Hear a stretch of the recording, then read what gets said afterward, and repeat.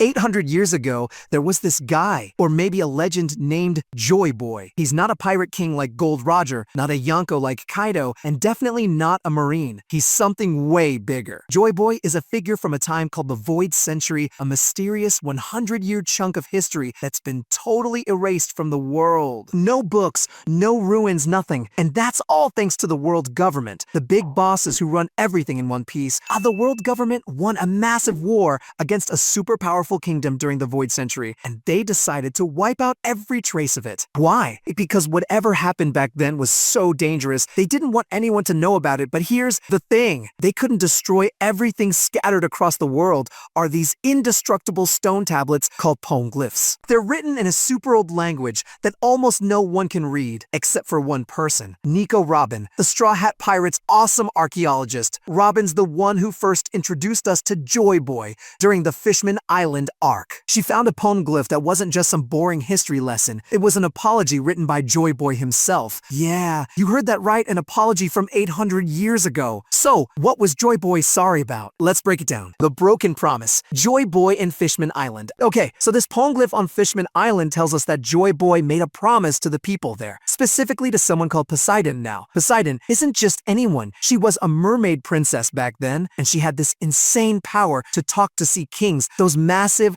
godlike creatures that live deep in the ocean. No, the promise was all about a huge ship called Noah, which is still sitting at the bottom of the sea near Fishman Island. Here's the deal. Joyboy wanted to use the sea kings to lift Noah up to the surface. Why? To bring the fishermen and merfolk to live with humans and other races, creating a world where everyone's united. Sounds amazing, right? But something went wrong. For reasons we still don't know, Joyboy couldn't keep his promise. Instead, he carved an apology into that poneglyph, basically saying, "I'm so sorry, I couldn't make it happen." The fishermen didn't give up, though. They kept Noah safe, passed down the story, and waited for someone to come along and finish what Joyboy started. It's like they believed in him so much that they knew someone would pick up where he left off. And that's where things start to get really interesting. Tsunesha, the giant elephant with a secret. Joyboy's story doesn't stop with Fishman Island. He had a friend, a massive friend. Meet Tsunesha, a colossal elephant who's 35 kilometers tall. That's taller than some of the Sky Islands in One Piece. Tsunesha's so big that an entire civilization, the Minks, built their home, called Zoo, on his back. Yeah, this elephant's been walking the seas for 800 years, carrying a whole city. Here's the wild part. Tsunesha's not just some random creature. 800 years ago, he committed a crime. Nobody knows exactly what, and as punishment, he was forced to wander the oceans forever. But Tsunesha's not just a walking island. He can talk using something called the voice of all things. This is a rare power that lets certain people, like Gold D, Roger, Luffy, and Momonosuke, hear things that others can't, like poneglyphs or even Tsunesha himself. During the Zoo and Wano arcs, we find out that Tsunesha used to follow Joyboy's orders. And guess what? He listens to Momonosuke and Luffy too. In the big battle against Kaido, Momonosuke actually commanded Tsunesha to help, and the elephant broke his 800-year punishment to join the fight. This raises some huge questions. Why does Tsunesha listen to Momonosuke and Luffy?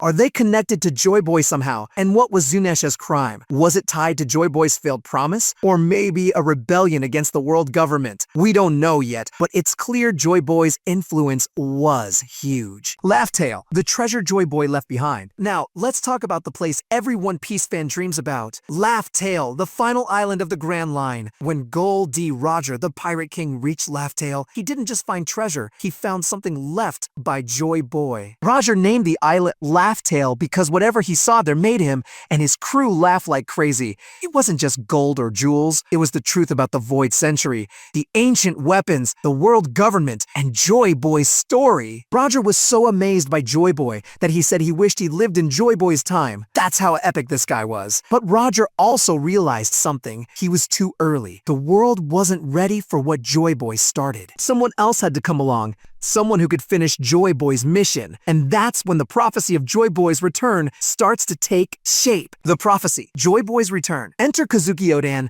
the legendary samurai from Wano and one of Roger's crewmates. When Odin went to Laugh Tale with Roger, he learned the secrets of the world, including a prophecy. Joyboy would return about 800 years after the Void Century, roughly 20 years after Roger's journey. And where would he show up? Wano country. Odin made it his mission to open Wano's borders to prepare prepare for Joyboy's return. Sadly, he died before he could make it happen, but he passed down his dream to his son, Momonosuke, and left instructions in his logbook. Meanwhile, across the seas, a certain rubbery pirate was making waves. Monkey D. Luffy. Luffy and the drums of liberation. Alright, let's get to the moment that changed everything. In the Wano arc, Luffy's fighting Kaido, one of the strongest guys in the world. Things look bad. Luffy takes a brutal hit and his heartbeat stops, but then something insane happens. His heart starts beating again, but it's not normal. It's got this weird rhythmic sound like drums. Zunisha hears it and says something that blows everyone's mind. A Joyboy has returned. Luffy gets back up, but he's different. His hair's white, his clothes are glowing, and he's laughing like a total goofball. This is Gear 5, and it's not just a power-up, it's the awakening of Luffy's true devil fruit. Plot twist, Luffy's fruit was never just the Gum Gum fruit. It's actually a mythical Zoan fruit called the Hito Hito no Mi model Sun God Nika. Yeah, Luffy's basically a god now. Who is Sun God Nika? So, who's this Sun God Nika? We first hear about him during the Wano arc from a guy named Who's Who, a former CP9 agent. He tells a story he heard in prison about a legendary warrior called Nika, a godlike figure who brought hope, freedom, and laughter to enslaved people. Nika was always smiling, dancing, and fighting with these crazy cartoonish powers. Sound familiar? That's exactly what Luffy's like in Gear 5. When Luffy awakens Gear 5, he's bending reality, laughing like a maniac, and fighting with powers that don't even make sense, like turning the ground into rubber or pulling cartoonish weapons